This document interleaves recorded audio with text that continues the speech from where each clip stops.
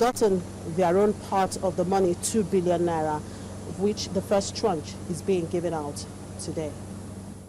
Of Delta State, Dr. Emmanuel Uduaghan, Your Excellency,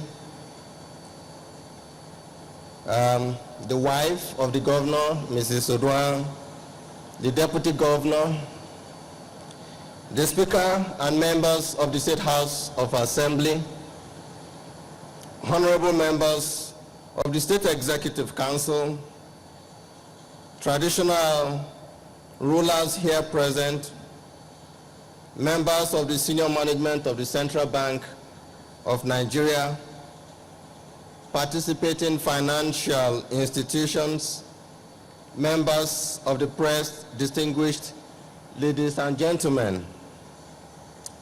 I think, first of all, before I go on with my speech, I'd like to first thank and congratulate the Delta State Governor for taking the initiatives to set up a Ministry of Poverty Alleviation, and also for appointing Dr. Antonia Ashebo as the Commissioner for Poverty Alleviation.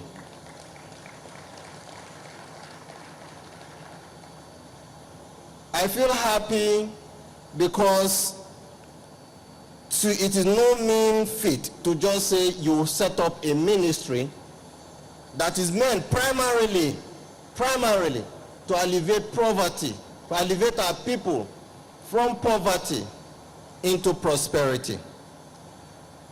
As immediately I came into Asaba, the commissioner herself took the governor and myself around an exhibition center.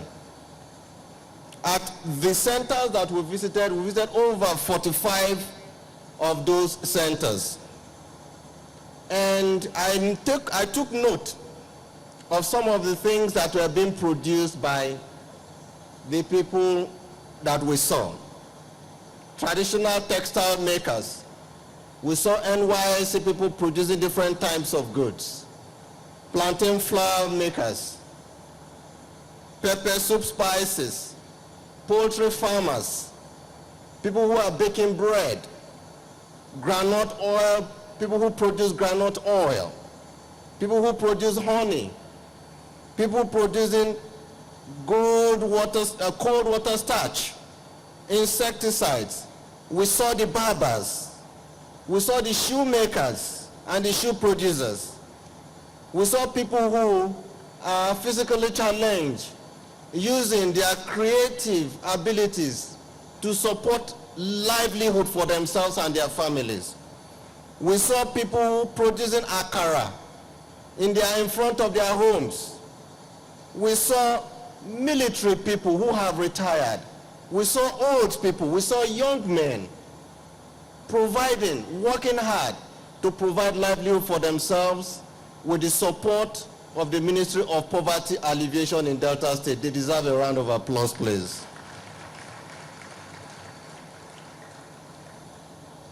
What I saw there shows that from the young graduates to the elderly, and indeed to the retired people, what it tells me is that when you are faced with challenges, you need a job. You can't find a job. But what you turn to is that you turn to your creative abilities and you use them, not only to create development for yourself and for the country and your community, but you, in the process, create jobs for other people. I think I salute all of you.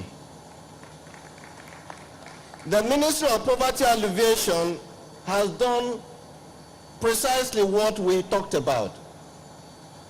They have 4,500 cluster groups that are called cooperatives about that.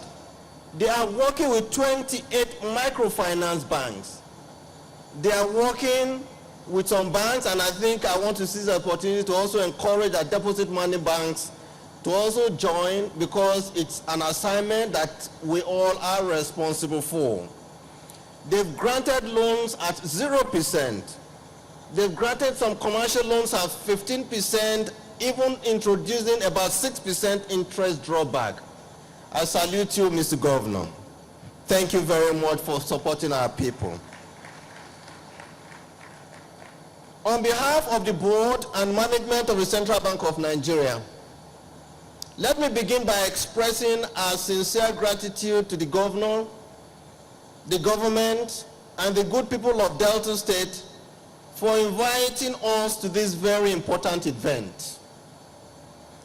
In testament to the great value we place on our relationship with state governments, as well as the high priority we have for our role as financial catalyst for inclusive growth, I knew that I had to find a way to be here today, regardless of whatever engagements I had planned for myself.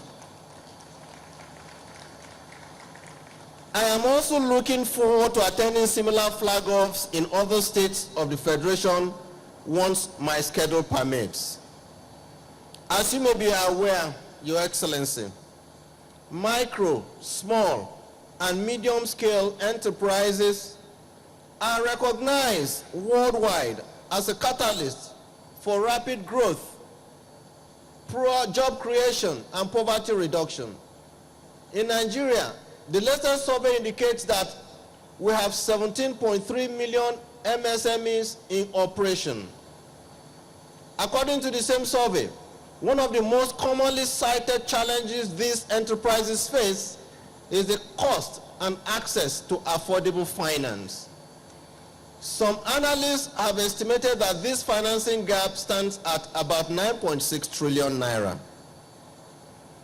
In order to address this gap and unlock the potentials of Nigerian MSMEs, the Central Bank of Nigeria initiated the 220 billion naira fund as an innovative way of improving their access to finance at single-digit interest rate and shoring up their potentials for job creation and inclusive growth in our country. Your Excellency may recall that the national flag-off of the disbursement of this fund was performed by His Excellency the President, Dr. Goodluck Ebele Jonathan, GCFR, during the Micro, Small, and Medium Enterprise Conference in Abuja on August 19, 2014. Let me emphasize that we have structured this fund to ensure that they can be accessed by those who need them the most, rather than those who are simply privileged to occupy important positions in government. We recall the story of a relatively well-off man who was rushing to catch a train someday.